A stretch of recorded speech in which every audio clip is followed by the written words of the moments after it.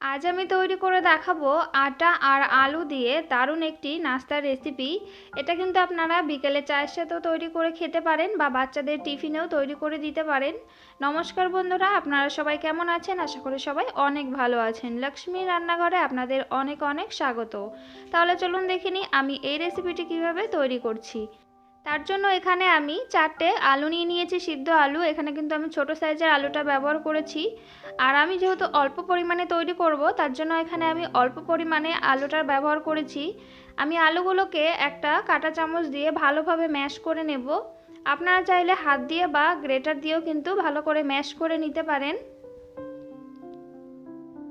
আমি ভালোভাবে আলুটাকে ম্যাশ করে নিয়েছি। এবার আমি এর মধ্যে দিয়ে দেব স্বাদ মতো লবণ, দিয়ে দেব হাফ চা চামচ জিরে গুঁড়ি, হাফ চা চামচ দিয়ে দেবো এখানে লাল লঙ্কার গুঁড়ি, ঝালটা অবশ্যই আপনারা বুঝে দেবেন। আর হাফ চা চামচ এখানে ধনে গুঁড়ি দিয়ে দেবো, আর দিয়ে দেবো এখানে বেশ কিছু ধনেপাতা কুচি, আর দিয়ে দেবো কাঁচা লঙ্কা কুচি। এবার সবকটা উপকরণ আমি হাতের সাহায্যে ভালো করে মেখে নেব। এখানে আপনারা আপনাদের পছন্দ মতো কিন্তু আলুটাকে মেখে নিতে পারেন, যেমন আপনারা আলুটা মাখা পছন্দ করবেন সেই হিসাবে কিন্তু এখানে আলুটা মেখে নেবেন।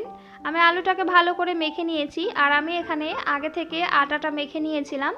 আটা যেমন আমরা ঘরে রুটি করি ঠিক সেইভাবেই আমি আটাটাকে মেখে নিয়েছি। আমি কিন্তু এর মধ্যে কোনো রকম কিছু ব্যবহার করিনি।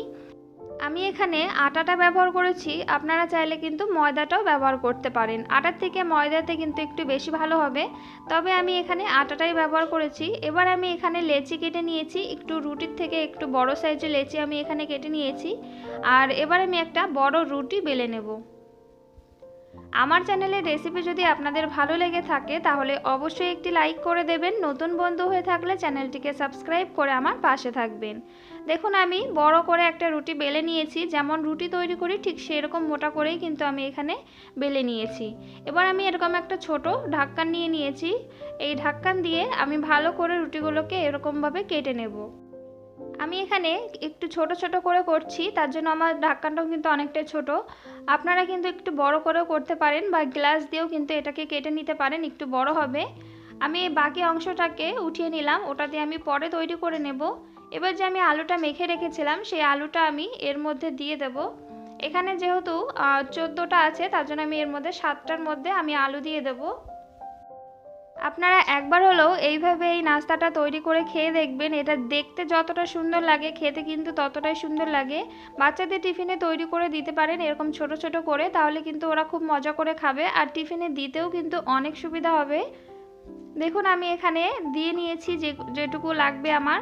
এবার আমি একটু জল নিয়ে আঙুল দিয়ে এইভাবে একটা রুটিতে যেটা আলু দিয়েছি আপনারা দেখলেন, সেই আলুটার চারি সাইড দিয়ে একটু জলটা লাগিয়ে নেব আর উপর দিয়ে একটা আলাদা করে ওই রুটিটা দিয়ে দেবো। এবার আমি এর চারি সাইড দিয়ে এইভাবে একটু চেপে দেব। আর জলটা দেওয়ার কারণে কিন্তু যখন ভাজবো তখন কিন্তু একটু বেরিয়ে যাবে না বা খুলে যাবে না। ঠিক এইভাবে করেই কিন্তু আমি সবগুলোকে তৈরি করে নেব। আর জলটা কিন্তু অবশ্যই লাগাবেন, নাহলে কিন্তু ভাজার সময় এটা বেরিয়ে যাবে।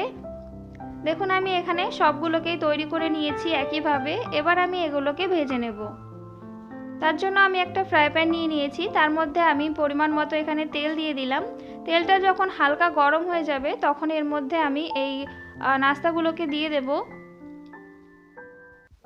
মিডিয়াম আঁচে রেখে এই নাস্তাগুলোকে কিন্তু ভাজতে হবে, তাহলে কিন্তু ভিতরটা একদম নরম থেকে যাবে আর উপরটা পুড়ে যাবে, খেতে কিন্তু একদমই ভালো লাগবে না।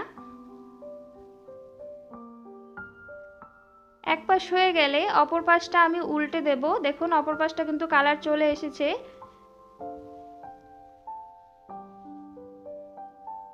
এটা আপনারা বিকালে চায়ের সাথেও কিন্তু খেতে পারেন, খেতে কিন্তু দুর্দান্ত লাগে।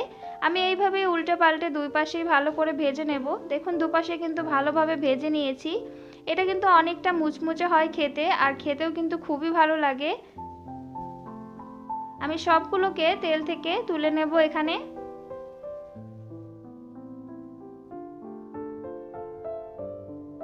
সবগুলোকে আমি তুলে নিয়েছি। এবার বাকি নাস্তাগুলোকেও আমি একইভাবে তেলের মধ্যে দিয়ে দেব। বাকি যে কটা আছে সে কটা আমি একইবারে ভেজে নেব। আমি সবগুলোকে একইভাবে দিয়ে দিয়েছি। আমি একইভাবে কিন্তু উল্টে পাল্টে ভালো করে ভেজে নেব। আমি সবগুলোকে একইভাবে ভেজে নামিয়ে নিয়েছি। দেখুন এটা দেখতে কতটা সুন্দর হয়েছে, বাইরে থেকে একদম মুচমুচে আর ভেতরে কিন্তু সফট, খেতে লাগে দুর্দান্ত। তৈরি হয়ে গেছে আটা আর আলু দিয়ে দারুণ স্বাদের একটি নাস্তার রেসিপি। রেসিপিটি যদি আপনাদের ভালো লেগে থাকে তাহলে অবশ্যই একটি লাইক করে দেবেন। নতুন বন্ধু হয়ে থাকলে চ্যানেলটিকে সাবস্ক্রাইব করে আমার পাশে থাকবেন। বাড়িতে এইভাবে একবার হলেও তৈরি করে খেয়ে দেখবেন, আশা করি অনেক ভালো লাগবে। তাহলে আজ এই পর্যন্ত। ভালো থাকবেন, সুস্থ থাকবেন। আবার চলে আসবো অন্য কোনো রেসিপির সাথে। ততক্ষণে সাবধানে থাকবেন।